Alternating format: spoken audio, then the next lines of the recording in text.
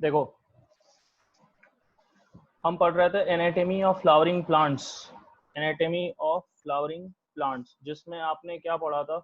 इस anatomy of flowering plants में अगर आप देखोगे तो हमने बोला था कि इसमें हम टिश्यूज के बारे में देखते हैं।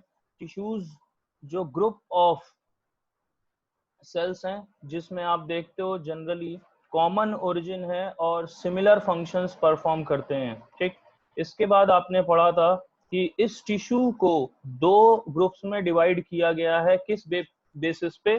कैपेबल ऑफ डिवाइडिंग और नॉट। किस बेसिस पे बोला गया है कि ये दो टाइप के होंगे कि ये डिवीजन के कैपेबल हैं या नहीं है, ये कैपेबल ऑफ डिवाइडिंग और नॉट। क्लियर? तो इस बेसिस पे हमने देखा, एक है हमारे पास मेरिस्टेमेटिक टिश्यूज और दूसरे हैं हमारे पास परमानेंट टिश्यूज। एक है मेरिस्टेमेटिक टिश्यूज और दूसरे हैं परमानेंट टिश्यूज। मेरिस्टेमेटिक टिश्यूज के अंदर आपने क्या देखा था कि यहाँ पर मेरिस्टेमेटिक टिश्यूज अपने लोकेशन ओरिजिन वाइज अलग अलग टाइप के होंगे। अगर हम पोजीशन के बेसिस पे देखें तो यहाँ पर आपने देखा था रूट एपिकल मेरिस्टम। ठीक, एपिकल मेरिस्टम्स में आपने देखा एपेक्स, फिर उसमें रूट एपिकल मेरिस्टम और शूट एपिकल मेरिस्टम्स देखा था। फिर इंटरकैलरी मेरिस्टमेटिक टिश्यूज के बारे में आपको बताया जो कि मैच्योर टिश्यूज के बीच में प्रेजेंट होते हैं। और इसमें एक लाइन जो याद करनी है कि जो ग्रेजिंग हर्बीवोर्स हैं जब वो ग्रेज कर लेते हैं तो उन प्लांट्स में ग्रोथ किसकी वजह से होती है। तो एक ही पॉइंट इसमें इन्वॉल्व होता है कि ये जो इंटर कैलरी मेरिस्टम है यही रीजनरेट करता है उस जिसको ग्रेज कर लिया गया है। इसमें आपने देखा है जो प्राइमरी मेरिस्टम होगा जो अर्ली स्टेज में आए, सेकेंडरी मेरिस्टम जो लेटर स्टेज में आए। ठीक, इतना। इसके बाद आपने पढ़ा था वो कि जो सेकेंडरी और लेटरल मेरिस्टम्स हैं, जो सेकेंडरी और लेटरल मेरिस्टम्स हैं ये सेकेंडरी ग्रोथ के लिए इन्वॉल्व होंगे, जिसको हम cylindrical meristem, fascicular, vascular cambium, intrafascicular cambium और कॉर कैम्बियम जो इन लेटरल मेरिस्टम्स के एग्जाम्पल हैं जो सेकेंडरी टिश्यूज हैं और सेकेंडरी ग्रोथ के लिए इंपॉर्टेंट रोल प्ले करते हैं। बात समझ में आ गई? इसमें आपने नेक्स्ट जो देखा था that is permanent tissues. Permanent tissues में मैंने आपको क्या बताया था कि permanent tissues having different types of cells, permanent tissues having different types of cells. ठीक, अब इसमें आपने क्या देखा है कि यहाँ पर जिसमें डिफरेंट टाइप्स ऑफ टिश्यूज हैं they are called as complex tissues. ठीक, तो दो टाइप के इसमें हैं परमानेंट टिश्यूज में, एक है सिंपल परमानेंट टिश्यू, दूसरा कॉम्प्लेक्स परमानेंट टिश्यूज। तो सिंपल परमानेंट टिश्यूज में हमने बात करी थी पैरेन्काइमा की, हमने बात करी थी पैरेन्काइमा की, फिर हमने बात करी थी कॉलेनकाइमा की, और फिर हमने देखा था स्केलेरेन्काइमा में ये जो है वो फाइबर है और ये क्या है, स्केलेरिड्स हैं। क्लियर? इसमें नेक्स्ट आपने क्या देखा था, इस सिंपल टिश्यूज में दो तीन क्वेश्चंस जो इंपॉर्टेंट हैं। एक तो पहला क्वेश्चन होता है कि कौन सा टिश्यू सबसे ज्यादा एबंडेंट है, सबसे ज्यादा है या मेजर कंपोनेंट है विद इन द ऑर्गन्स। तो उसमें हम नाम लेते हैं किसका, पैरेन्काइमा का, पैरेन्काइमा का। क्लियर? इसके बाद हम ये बोलते हैं कि ये जनरली क्या होते हैं, isodiametric, spherical, Oval, round, polygonal और इलोंगेटेड भी हो सकते हैं। और इनकी जो वॉल्स हैं वो थिन होगी, सेलुलोजिक होगी, और मे बी इनके अंदर इंटरसेलुलर स्पेसेस प्रेजेंट भी हो सकते हैं और मे बी इनके इंटर सेलुलर स्पेसेस एब्सेंट हों, क्लोजली पैकिंग भी हो सकती है। नॉर्मली जो इनके फंक्शनल उसमें आप पढ़ोगे तो पैरेन्काइमा वैसे तो बहुत सारे फंक्शंस को परफॉर्म करता है, लेकिन जो मेन फंक्शन है वो इनका क्या है, स्टोरेज का, सिक्रीशन का और फोटोसिंथेसिस का। इफ दे हैव क्लोरोफिल, क्लोरेन्काइमा है तो वो फोटोसिंथेसिस से एसोसिएटेड होंगे। क्लियर? नेक्स्ट हमने डिस्कस किया था कॉलेनकाइमा को, जो मैंने बोला था कि डाइकॉट्स के अंदर एपिडर्मिस के जस्ट बिलो होगा। ठीक। हाइपोडर्मिस जो पार्ट होता है वो डाइकॉट्स के अंदर कॉलन काइमेटस ओरिजिन का होता है। ये होमोजिनस लेयर के फॉर्म में भी हो सकते हैं और पैचेस के भी फॉर्म में। इनके जो कॉर्नर्स हैं वहां पर पेक्टिन डिपोजिशन होगा, वहां पर पेक्टिन का डिपोजिशन होता है जो उनको स्ट्रेंथ प्रोवाइड करता है। ठीक। ये भी ओवल हो सकते हैं, ये भी ओवल हो सकते हैं, स्फेरिकल हो सकते हैं या पॉलीगोनल। ठीक। और ये भी क्लोरोप्लास्ट को कंटेन कर सकते हैं और फोटोसिंथेसिस या फूड एसिमिलेशन में इंपॉर्टेंट रोल प्ले कर सकते हैं। लेकिन पैरेन्काइमा के अंदर आपने क्या पढ़ा था कि उनके अंदर इंटरसेलुलर स्पेसेस हो भी सकते हैं, नहीं भी हो सकते हैं। लेकिन यहाँ हमेशा याद रखना कि कंप्लीटली इंटरसेलुलर स्पेसेस यहाँ पर एब्सेंट होगा और ये कॉम्पैक्टली प्लेस्ड होते हैं, कॉम्पैक्टली प्रेजेंट होते हैं, कॉम्पैक्टली अरेंज होते हैं। इसलिए ये मैकेनिकल सपोर्ट के लिए इंपॉर्टेंट रोल प्ले करते हैं ग्रोइंग पार्ट्स के। ठीक। जिसमें आप इसमें यंग स्टेम या पेटियोल ऑफ लीफ ये सब आपने देखा था। इसके बाद जो सिंपल परमानेंट टिश्यूज है लास्ट वो है स्क्लेरेन्काइमा, जो लॉन्ग नैरो सेल्स या थिक लिग्निफाइड सेल्स के हो सकते हैं। ये डेड मैकेनिकल टिश्यूज होते हैं क्योंकि यहाँ पर हम कहते हैं कि they are devoid of protoplast, इनके पास प्रोटोप्लास्ट नहीं होगा। ठीक। और ओरिजिन स्ट्रक्चर के बेसिस पे ये दो टाइप के होते हैं, एक इलोंगेटेड टाइप का होगा फाइबर्स और एक नॉर्मली क्या होगा ओवल सर्कुलर टाइप का स्केलेटन। फाइबर जो होते हैं वो पॉइंटेड सेल्स होंगे। ठीक। और ग्रुप्स में प्रेजेंट होते हैं और सपोर्ट स्ट्रेंथ प्रोवाइड करेंगे। स्केलेटन्स जो कि क्या होते हैं नॉर्मली स्फेरिकल, ओवल या सिलेंड्रिकल, ये भी डेड सेल्स इनमें भी प्रेजेंट होगा कैविटीज के साथ। और यहाँ पर जब आप देखोगे तो स्केलेटन्स की प्रेजेंस अगर आप देखो तो फ्रूट वॉल्स जैसे नट या पल्प ऑफ फ्रूट्स जैसे गुआवा, पियर, सपोटा या seed of legumes, tea leaves में भी प्रेजेंट होंगे।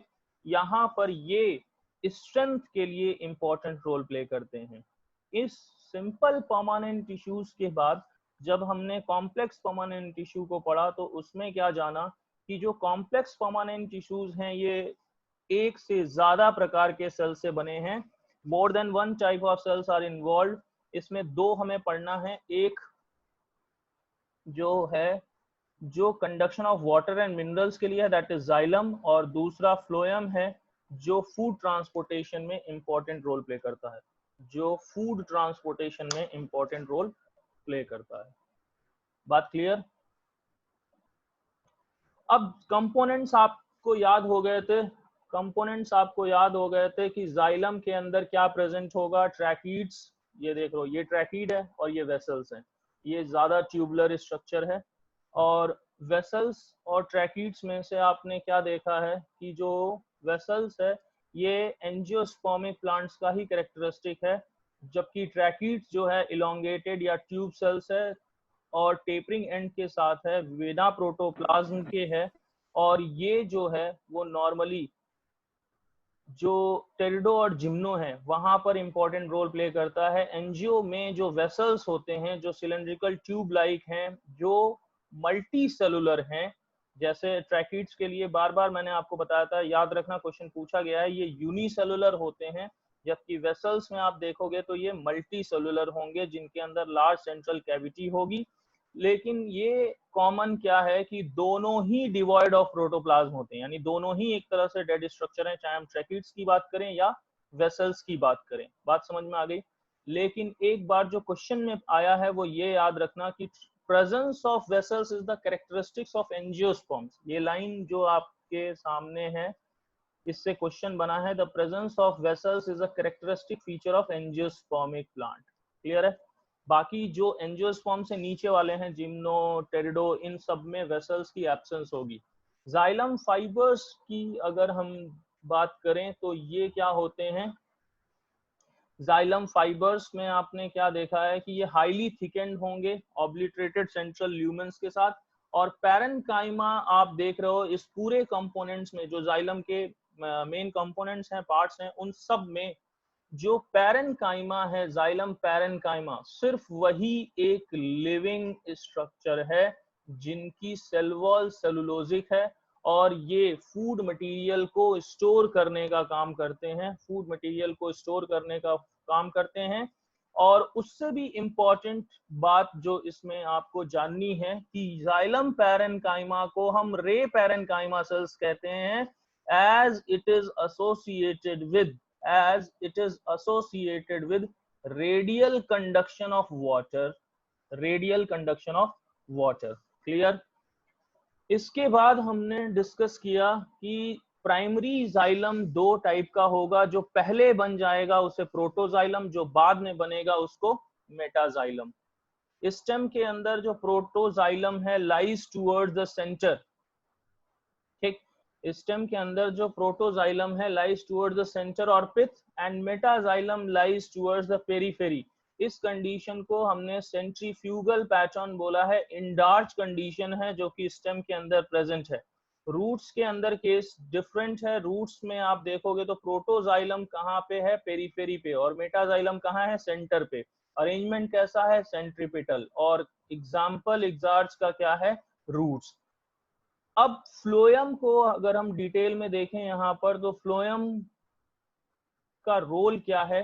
तो फ्लोएम फूड मटेरियल्स को यूजुअली ट्रांसपोर्ट करते हैं, कहाँ, लीफ से अलग डिफरेंट पार्ट्स तक, लीफ से डिफरेंट पार्ट्स तक ये फूड के ट्रांसपोर्टेशन करते हैं। इसमें जो मेन कंपोनेंट हैं वो क्या है, सीव ट्यूब एलिमेंट है, ये sieve tube element, companion cell, phloem parenchyma and phloem fiber. These are the main components of phloem. And in gymnosperm the case is slightly different. In gymnosperm यहाँ पर companion cell की जगह कौन से cells present होंगे, albuminous sales, और sieve tube element ना होकर के केवल सीव सेल्स प्रेजेंट होंगे। ये सीव ट्यूब्स को लैक करेंगे और कंपेनियन सेल को भी लैक करेंगे, दोनों ही यहाँ पर एब्सेंट होगा। सीव ट्यूब एलिमेंट जिनको हमने लॉन्ग ट्यूब लाइक स्ट्रक्चर कहा है, लॉन्गिट्यूडनली अरेंज्ड होंगे और कंपेनियन सेल के साथ एसोसिएटेड होंगे। इनका कंपेनियन सेल के साथ एसोसिएशन मैंने आपको बताया था, फिर से सुनो। ये एसोसिएशन क्यों है, क्योंकि यहाँ पर जो कंपेनियन सेल है वही सारे फंक्शंस को गवर्न करेगा, क्योंकि जो सीव ट्यूब्स हैं, सीव ट्यूब एलिमेंट्स हैं, वो ई न्यूक्लिएटेड हैं। जो मैच्योर सीव एलिमेंट आप देखोगे उसके अंदर जो साइटोप्लाज्म है दैट इज पेरिफेरली प्लेस्ड और उनके अंदर लार्ज वैक्यूल्स प्रेजेंट होंगे, लेकिन ये स्ट्रक्चर ई न्यूक्लिएटेड है, यानी यहाँ पर न्यूक्लियस की प्रेजेंस देखी नहीं जाएगी। उनकी फंक्शनल एक्टिविटीज को गवर्न करेंगे कंपेनियन सेल जो कि पैरेनकाइमा सेल्स हैं और क्लोजली एसोसिएटेड हैं। जो लाइन आपको इंपॉर्टेंट रखनी है जिनसे कई बार क्वेश्चन आया है वो है ये वाली line, The companion cells helps in maintaining the pressure gradient in the sieve tubes, ठीक। और इसके बाद हमें पढ़ना है फ्लोएम पैरेनकाइमा के बारे में। फ्लोएम पैरेनकाइमा के बारे में जो आप देखोगे कि इलोंगेटेड टैपलिंग सिलेंड्रिकल सेल्स हैं, इनके अंदर न्यूक्लियस भी है, डेंस साइटोप्लाज्म भी है, पूरी तरह से लिविंग है।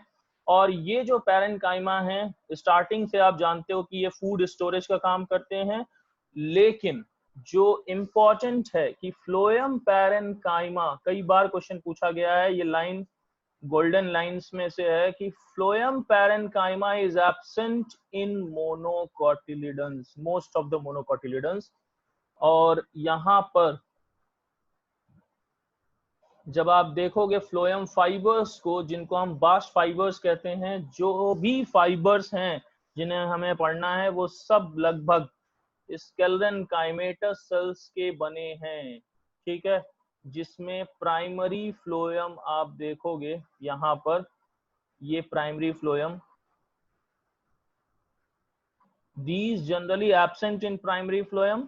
ये कौन, फ्लोएम फाइबर्स, और सेकेंडरी फ्लोएम में फाउंड होंगे, ठीक। ये अनब्रांच्ड हैं, पॉइंटेड नीटल स्ट्रक्चर्स हैं जिनको हम फ्लोएम फाइबर्स कहते हैं, और ये डेड स्ट्रक्चर्स होते हैं। और जो पहले बने वो प्रोटोफ्लोएम, जो बाद में बनते हैं वो मेटाफ्लोएम कहलाते हैं। मेटाफ्लोएम के अंदर आप देखोगे कि क्या है, बिगर सीव ट्यूब्स होंगे। ठीक है, बिगर सीव, ये इंपॉर्टेंट लाइन है, बिगर सीव ट्यूब्स होंगे। क्लियर यहां तक?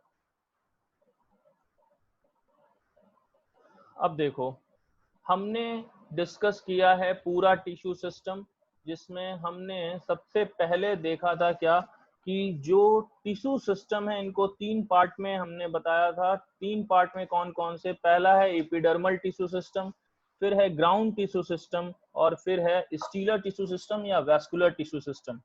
लास्ट लेक्चर में मैंने आपको बताया था कि जो एपिडर्मल टिश्यू सिस्टम है बाहर का, जिसके अंदर आप देखोगे कि एपिडर्मिस है, जनरल कॉर्टेक्स है, एपिडर्मल अपेंडेजेस हैं, ये सारे आते हैं। जबकि ग्राउंड टिश्यू सिस्टम की जब हमने बात करी थी तो वहां पे हमने बताया था कि यहाँ पर हाइपोडर्मिस, जनरल कॉर्टेक्स और इंडोडर्मिस है। हाइपोडर्मिस, जनरल कॉर्टेक्स और इंडोडर्मिस है। यहाँ पर एक बार देख लो पूरा एपिडर्मल टिश्यू सिस्टम में क्या कहना चाह रहा है। वैसे तो समझ में आ गया होगा, पूरा टिश्यू सिस्टम के अंदर 3 है, epidermal tissue system, ground tissue system और स्टीलर टिश्यू सिस्टम। सबसे पहले अगर हम बात करें एपिडर्मल टिश्यू सिस्टम की, तो ये आउटर कवरिंग है पूरे प्लांट बॉडी के, और इन्हीं के अंदर स्टोमेटा या एपिडर्मल एपेंडेजेस, जिसमें ट्राइकोम्स और हेयर्स की हम बात करते हैं। एपिडर्मिस प्राइमरी प्लांट बॉडी में आउटर मोस्ट पार्ट है, जो कॉम्पैक्टली अरेंज सेल से बना हुआ है कॉन्टिन्यूअस लेयर के फॉर्म में। जनरली ये क्या होगा, सिंगल लेयर्ड होगा। एपिडर्मिस सिंगल लेयर्ड होगा। बने तो है पैरेनकाइमेटस सेल से ही, लेकिन इसमें स्मॉल अमाउंट ऑफ साइटोप्लाज्म होगा। Lining the cell wall and large vacuoles यहाँ पर देखी जाएंगी।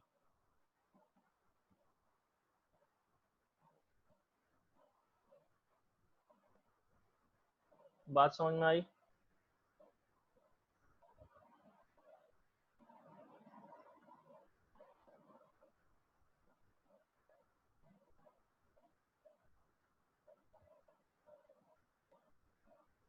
देखो, इसके बाद एक बात याद रखना कि जनरली जो एपिडर्मिस है वो कवर्ड होती है क्यूटिकल से। ये क्यूटिकल क्या रोल प्ले करते हैं, कई बार पहले क्वेश्चन में ये पूछा जाता था, तो इसमें हमें ये याद रखना होता है कि ये क्यूटिकल जो होते हैं ये वाटर लॉस को प्रिवेंट करते हैं। It prevents loss of water. और क्यूटिकल कभी भी, ये भी इंपॉर्टेंट है, क्यूटिकल कभी भी रूट्स में प्रेजेंट नहीं होते हैं। क्यूटिकल कभी भी रूट्स में प्रेजेंट नहीं होते हैं। क्यों समृद्धि? Why cuticle is absent in roots? Sir, because roots absorb water. हाँ, अगर क्यूटिकल प्रेजेंट होगा तो एब्जॉर्प्शन नहीं हो पाएगा, इसलिए क्यूटिकल हमेशा एब्सेंट होगा कहाँ? रूट्स में। इसके बाद जो एपिडर्मल स्ट्रक्चर है, जिसको मैंने डिटेल में आपको बताया, स्टोमेटल स्ट्रक्चर है, जो लीव्स की एपिडर्मिस में प्रेजेंट है, जो रेगुलेट कर रहा है ट्रांसपिरेशन को और गैसियस एक्सचेंज को। रेगुलेट कर रहा है ट्रांसपिरेशन को और गैसियस एक्सचेंज को। ये जो स्टोमा आप देख रहे हो, ये गार्ड सेल्स प्रेजेंट होते हैं बीन शेप्ड डाइकॉट्स के अंदर, और ये स्टोमेटल पोर को क्या करते हैं? इनक्लोज करते हैं। ग्रासेस के अंदर जब आप देखोगे तो वहां पर डंबल शेप्ड प्रेजेंट होंगे guard cells, dumbbell shaped present होंगे गार्ड सेल्स। और वहां पर जो आप देखे थे डायग्राम के अंदर कि दोनों ही गार्ड सेल्स के अंदर हम देखते हैं कि प्रेजेंस किसकी है। दोनों ही गार्ड सेल्स के अंदर हमने प्रेजेंस देखी है किसकी?